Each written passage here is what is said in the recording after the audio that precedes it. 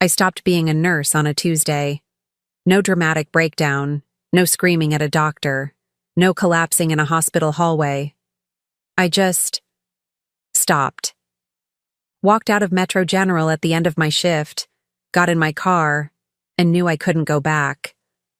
5 years of pediatric nursing, 5 years of sick children, scared parents, impossible hours, life or death decisions, watching kids suffer, watching some of them not make it.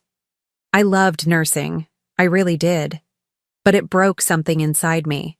So I quit, gave 2 weeks' notice. My supervisor understood. She'd seen it before. Burnout. The thing that happens when you care too much for too long. "What will you do?" she asked. "I don't know. Something with kids, but not this." That was 8 months ago. Now I'm a nanny to a 9-year-old girl who, according to her parents, is always sick. Except she's not. But it took me 3 weeks to figure that out.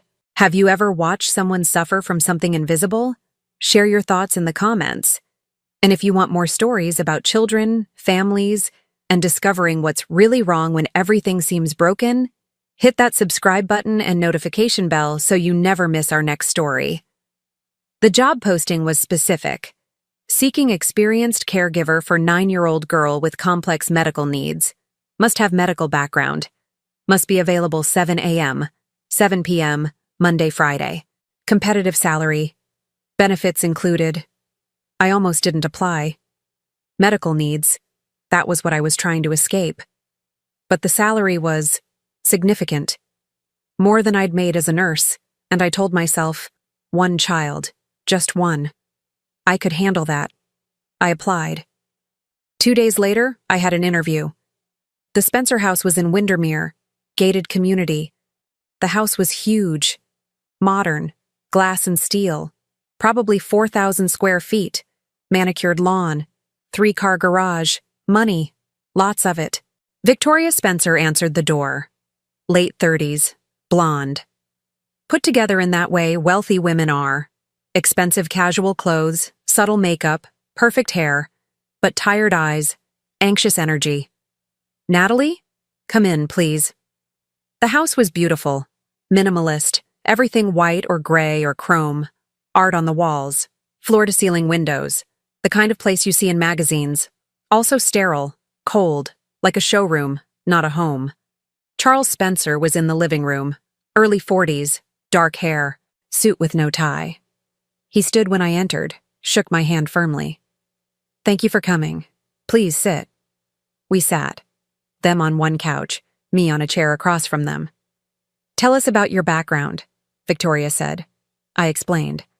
Nursing degree, 5 years pediatric ICU, why I left, why I wanted to work with children but in a different capacity. Charles nodded approvingly. Medical background is essential. Maeve has complex needs. "Tell me about Maeve," I said. Victoria's expression shifted. Worry. Fear. Maternal anxiety cranked to 11. "She's 9. She's been sick since she was 7. We don't know why. We've seen dozens of specialists, run every test, spent." She glanced at Charles. "Hundreds of thousands of dollars trying to figure it out." "What are her symptoms?" "Everything," Victoria said. "Chronic fatigue, stomach problems, headaches. She catches every cold, every flu. She's missed more school than she's attended. She's weak, fragile. We're so scared she'll—" Her voice broke. Charles put a hand on her knee, continued for her. "We need someone who understands medical care, who can monitor her, give her medications on schedule, recognize if something's wrong. But also, be there. We both work, long hours, family company. We can't be home as much as we'd like." "What does Maeve want?" I asked. They looked at each other, confused. "What do you mean?" Victoria asked. "What does she like to do? What makes her happy?" Silence. Finally, Charles said, "She likes reading, watching movies. She's very quiet, mature for her age. Because she's sick. Victoria added quickly. She can't do what other kids do. Run around, play sports, go to parties. She's too weak. What do her doctors say? They don't know. Frustration in Charles's voice. We've been to Boston, Johns Hopkins, Mayo Clinic. They all say the same thing. Something's wrong, but they can't pinpoint it. Some think autoimmune. Some think chronic fatigue syndrome. Some think it's psychological. Do you think it's psychological? I asked. Victoria's face hardened. My daughter is not making this up. She's sick. Really sick. I wasn't suggesting she's making it up. Psychological doesn't mean fake. It means the mind affects the body. Stress, anxiety, trauma. These can manifest physically. She's 9, Victoria said. What does she have to be stressed about? I didn't answer, but I thought, maybe being treated like she's made of glass. They hired me. I started the following Monday. My first day, I arrived at 6:45 a.m. Victoria was already dressed for work. Black suit, heels, coffee in hand. Maeve's still sleeping. She needs to be up by 7:30. Breakfast at 8. Medications at 8:30. List is on the kitchen counter. She's homeschooled now. Tutor comes at 10. Light lunch at noon. Medications again at 1. Rest time until 3. Dinner prep at 5. We'll be home by 6:30. Medications at 7 p.m. before bed. She spoke fast, anxious. Like if she didn't tell me everything at once, something terrible would happen. Got it, I said. And Natalie. Watch her. Constantly. She gets dizzy sometimes. Falls. We had to pad the corners of all the furniture. If she looks pale or says she doesn't feel well, check her temperature and pulse. Call me immediately if anything seems wrong. Of course. And don't let her overexert. No running, no jumping, nothing strenuous. Understood. Charles appeared. Same suit from the interview, now with a tie, briefcase. Morning, Natalie. Thanks for being here. We'll have our phones on. Call anytime. They left. The house went quiet. I walked upstairs, found Maeve's room. Inside, a twin bed, white furniture, shelves of books, a TV, a desk with schoolwork and monitors, a pulse oximeter on the nightstand, a thermometer, hand sanitizer, medications lined up like a pharmacy. In the bed, a small girl. Pale. Dark hair spread on the pillow. Thin arms outside the blanket. She looked younger than 9. Fragile. Like she might break if you touched her wrong. I sat in the chair beside her bed. Waited. At 7:30, her eyes opened. Dark eyes. Big. Sad. She saw me. Didn't react, like she was used to strangers in her room. Hi, Maeve. I'm Natalie. I'm going to be taking care of you. Where's my mom? She went to work. She'll be home tonight. Oh. Flat voice. No surprise. Like she expected this. How are you feeling? Tired? Okay. Do you want to rest more? Or should we get breakfast? I guess breakfast. She sat up slowly. Winced. Like it hurt to move. I helped her out of bed. She was light. Too light for 9. Downstairs, I made oatmeal. Plain. Victoria's note said Maeve had a sensitive stomach. Maeve ate 3 bites. Pushed the bowl away. Not hungry? My stomach hurts. Okay, that's fine. At 8:30, I gave her the medications. 6 pills. Different colors. Different purposes. She took them without complaint. Practiced. Like she'd done this 1,000 times. Then she sat on the couch. Stared at the TV. I sat next to her. What do you want to watch? I don't care. What do you like? Nothing. 9 years old. And nothing made her happy. That's when I knew something was very wrong. But not what her parents thought. The first week, I followed the routine exactly. Medications, rest, tutor. Rest, medications, rest.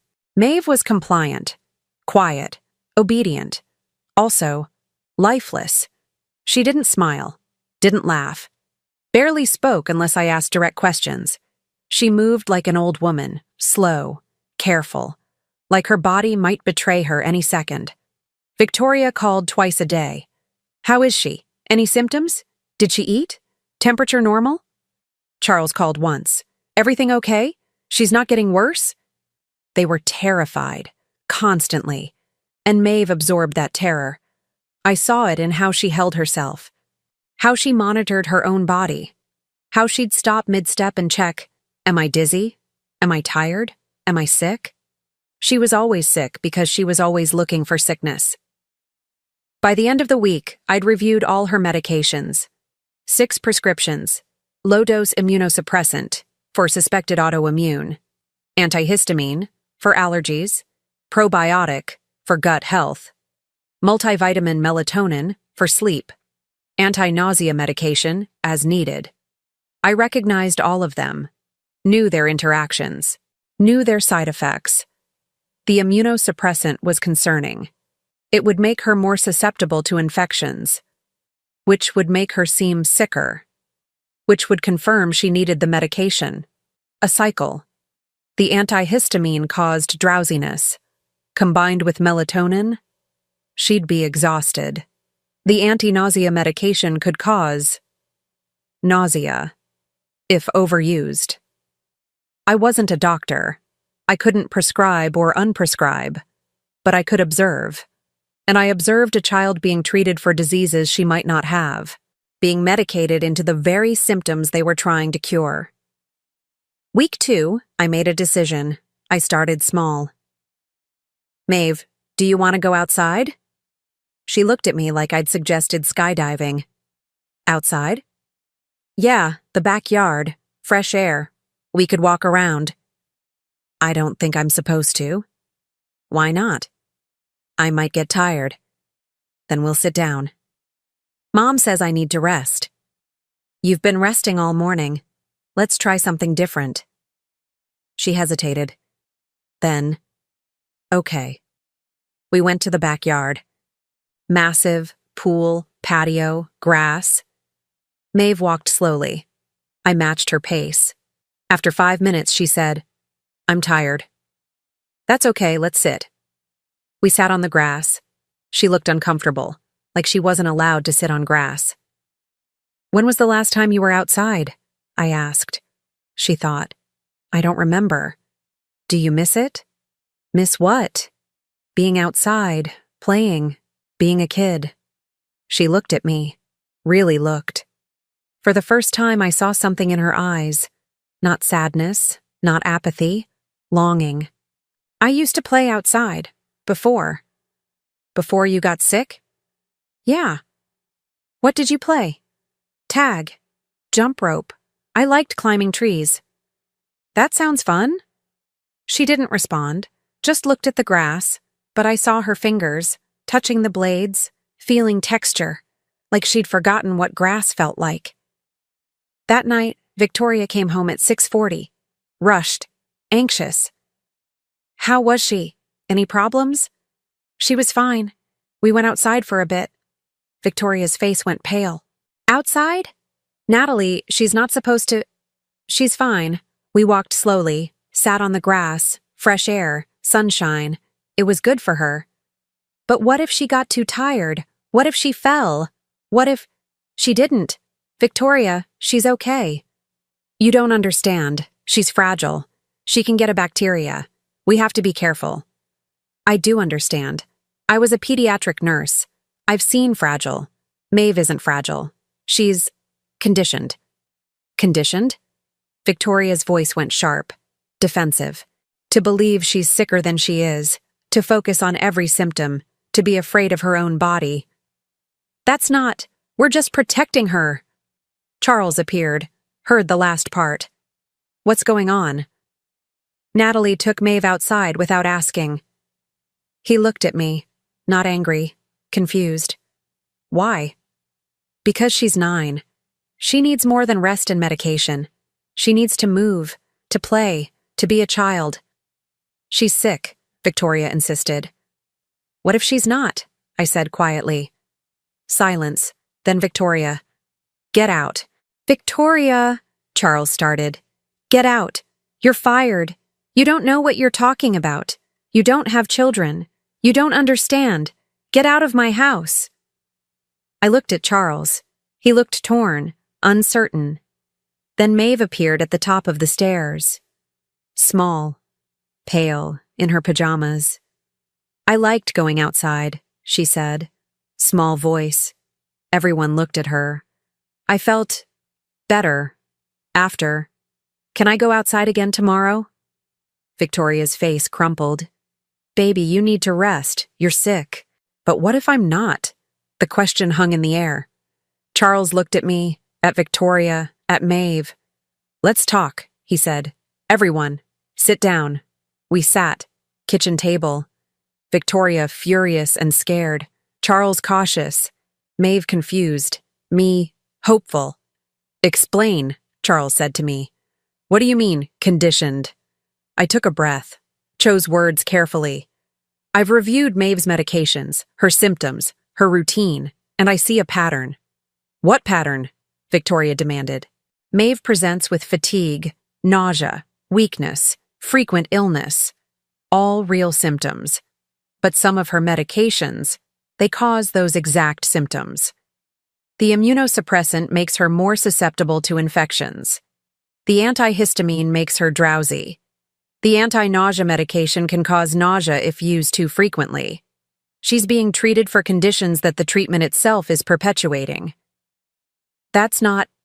The doctors aren't coordinating. She's seen dozens of specialists. Each one prescribes something, but no one's looking at the big picture, at how these medications interact, at whether she needs all of them. Charles leaned forward. What are you suggesting? I'm suggesting we try something different. Reduce medications gradually, under medical supervision. Increase activity. Let her move, play, be outside. Treat her like a child, not a patient. She'll get worse, Victoria whispered. What if she gets better? And if you're wrong? If she really is sick and we stop treating her? Then we'll see it, immediately, and we'll resume treatment. But Victoria, Charles, what if I'm right? What if your daughter has spent 2 years being treated for diseases she doesn't have? What if the cure isn't more medicine? What if it's less? Silence. Maeve spoke, quietly. I want to try. Victoria turned to her. Baby, you're too young to decide. I'm 9. I know how I feel. And I feel tired of being tired. Can we try? Please? Charles and Victoria looked at each other. A whole conversation in that look. Fear, hope, desperation, love. Finally, Charles said, 1 month. We try it for 1 month, but we coordinate with her Edward physician. We monitor everything, and at the first sign she's getting worse. We stop, I agreed. Completely. Resume the original plan. Victoria was crying. I can't lose her. You won't, I said. But you might be losing her to overprotection. Let her live, just for a month. See what happens. Dr. Edward Monroe was Maeve's primary physician. 50-something. Practical. No nonsense. I liked him immediately. Charles, Victoria, and I met with him the next morning. Maeve stayed home with a temporary sitter. I presented my observations. The medication interactions. The cycle of symptoms. The psychological component. Dr. Monroe listened. Reviewed Maeve's chart. All 18 pages of it. You may be right, he said finally. Victoria's head snapped up. What? She's been over-medicated. I've been saying this for 6 months, but you kept seeking additional opinions, additional specialists, each one adding something. And I admit, I should have pushed back harder, should have coordinated better. So she's not sick? Charles asked. I didn't say that. She has symptoms, real ones. But I think... Dr. Monroe paused, choosing words carefully.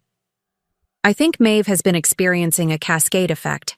Initial illness, probably a bad virus 2 years ago, led to fatigue. Fatigue led to anxiety. Anxiety led to more symptoms. Parents naturally worried, sought help. Medications were prescribed.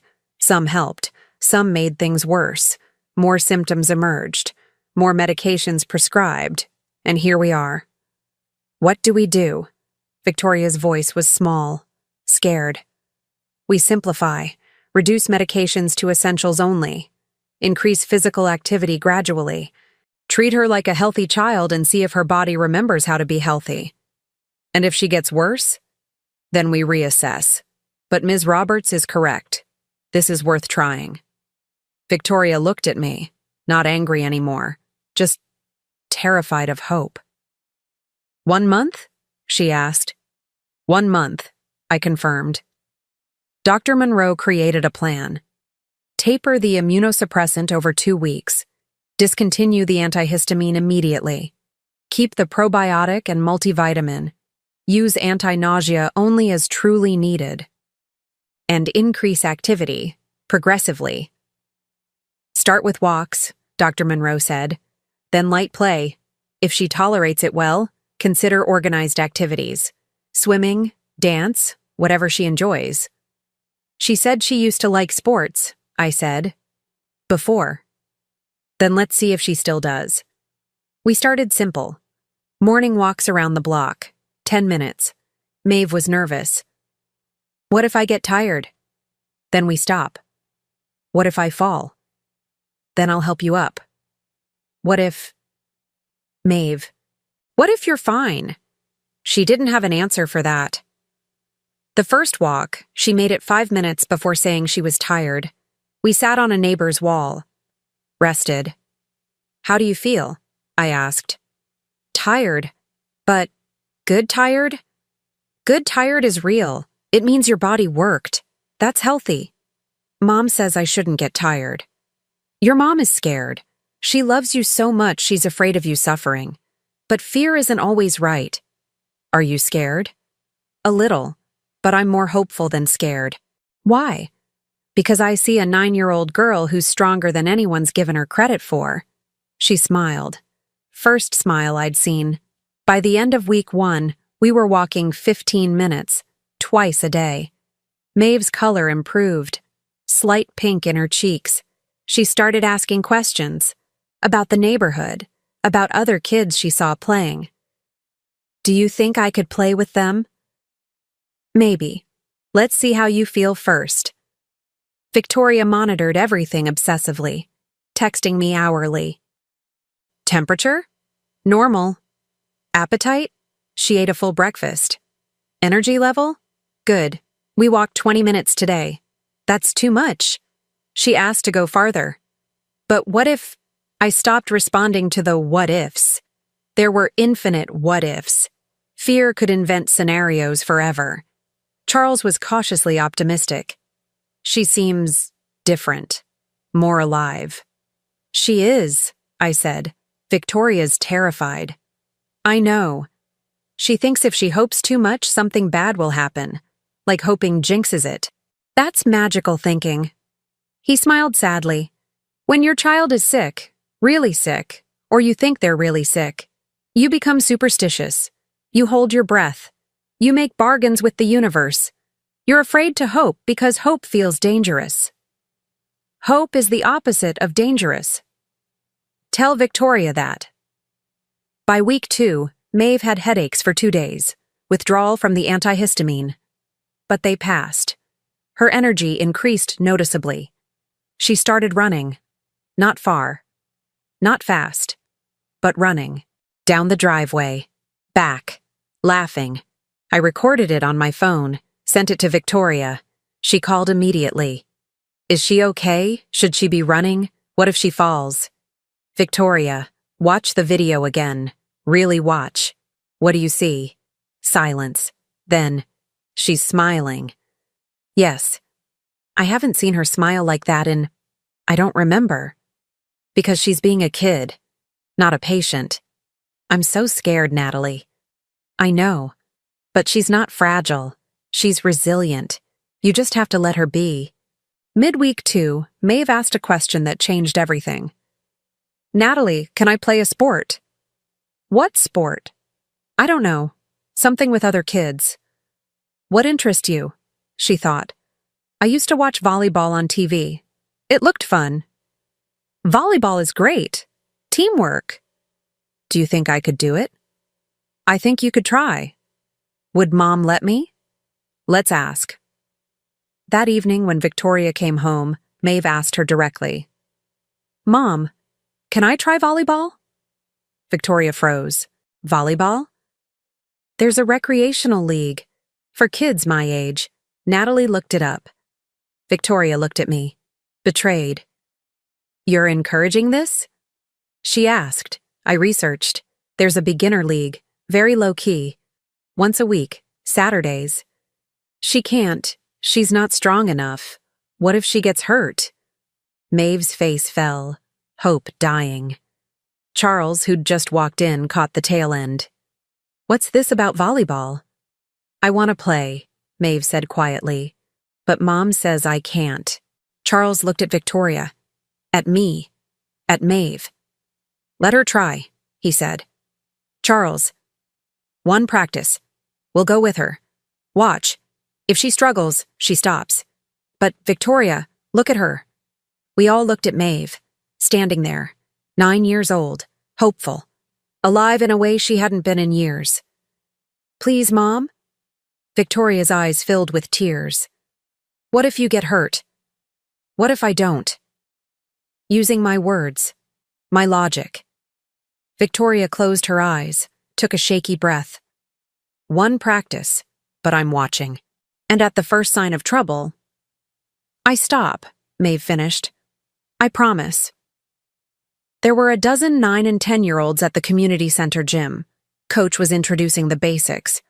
Maeve was in athletic clothes Victoria had bought the night before. Nervous, excited. Victoria, Charles, and I sat in the bleachers. Victoria gripping Charles's hand like a lifeline. The coach divided kids into groups, passing drills. Maeve was tentative at first, watching others, learning. Then she hit the ball. It went over the net. She gasped, smiled, hit it again. For the next hour, she played. Not perfectly, not expertly, but she played. She fell once, diving for a ball. Everyone gasped. Victoria stood up. I put a hand on her arm. Wait. Maeve got up, laughing. I'm okay. Kept playing. At the end of practice, she ran over to us, sweaty, flushed, breathing hard. That was amazing. Can I come back next week? Victoria was crying. Happy tears, overwhelmed tears, relief tears. Yes, she whispered. Yes, you can come back. Maeve hugged her. Thanks, Mom. In the car ride home, Maeve talked nonstop. About the other kids, the drills, how her arms hurt but in a good way. Charles drove. Victoria held his hand, both of them processing. Their daughter, alive, happy, healthy. I sat in the back with Maeve, listening to her chatter. This was what being 9 should look like. Maeve attended volleyball every Saturday. During the week, she practiced at home, bumping a balloon in the air. Excited, focused. Her appetite increased. She ate full meals. Her sleep improved. No more melatonin needed. She was tired from activity, not medication. The mystery symptoms decreased. Headaches were rare. Stomach issues gone. No more random illnesses. Dr. Monroe did a checkup. Remarkable improvement. Vitals excellent. Energy excellent. She's thriving. So she wasn't sick? Victoria asked. She was sick, from being overtreated, overprotected. But the underlying cause wasn't medical. It was circumstantial. And now those circumstances have changed. Victoria nodded, processing, accepting. I kept her sick, she said quietly. No, Dr. Monroe said firmly. You kept her safe, or thought you were. That's what parents do. You didn't know. Now you do. And you're making better choices. That's all anyone can ask. Maeve made a friend, Lily, from volleyball. They exchanged numbers, texted, made plans to practice together. First friend Maeve had in 2 years. Victoria watched them text and laughed. I forgot what this looked like. Normal kid stuff. It's good, I said. 6 months later. Maeve is in school now, full-time, doing well academically and socially. She does volleyball 3 days a week. She's strong, healthy, happy. Last month, she competed in her first tournament. Her team came in third. She was thrilled. Victoria cried. Charles couldn't stop smiling. And me? I watched this child I'd met 6 months ago, pale, weak, lifeless, do some beautiful attacks. Victoria and I talked last week. Late night, Maeve asleep, Charles working late. We sat in the living room that used to feel sterile. Now it had Maeve's backpack, volleyball trophy, photos from the tournament. It felt like a home. I was killing her, Victoria said quietly. No, you were trying to save her. By wrapping her in bubble wrap, by treating her like glass, by projecting my fears onto her. You were scared. That's understandable. I read about it after you started changing things. Munchausen by proxy, where parents make kids sick for attention. That's not what this was. Isn't it? I kept her sick. Maybe not consciously, but I did. Victoria, you loved her so much you were terrified of losing her. That terror manifested as overprotection. But the moment you realized what was happening, you changed. That takes courage. Or I had no choice because you forced my hand. I gave you information. You made the choice. She smiled, sad but genuine. Thank you for seeing what I couldn't see. Thank you for trusting me. It saved my daughter. Your daughter saved herself. She was just waiting for permission. I still work with the Spencers. Probably will for a while. But I also consult now. Other families. Other children who are mysteriously sick. I help parents see what they can't see through their fear. I help kids remember they're allowed to be strong. And I think about my nursing career. The one I walked away from because it broke me. Maybe I didn't walk away. Maybe I just found a different way to heal. One child at a time. One family at a time. One breakthrough at a time. Maeve Spencer was always sick. Until she wasn't. And now she flies. Have you ever watched someone be overprotected to the point of harm? Which moment hit harder? When Natalie suggested Maeve wasn't as sick as everyone thought, or when Maeve played volleyball for the first time? Share your thoughts, your experiences with overprotective parenting or medical journeys that didn't make sense, in the comments below. If this story about seeing beyond symptoms, giving children permission to be strong, and finding healing in unexpected places moved you, please hit that like button and subscribe for more stories about families, healing, and the courage to question what everyone else accepts. Don't forget to click the notification bell so you never miss our next story. Thanks for watching, and we see you in the next one.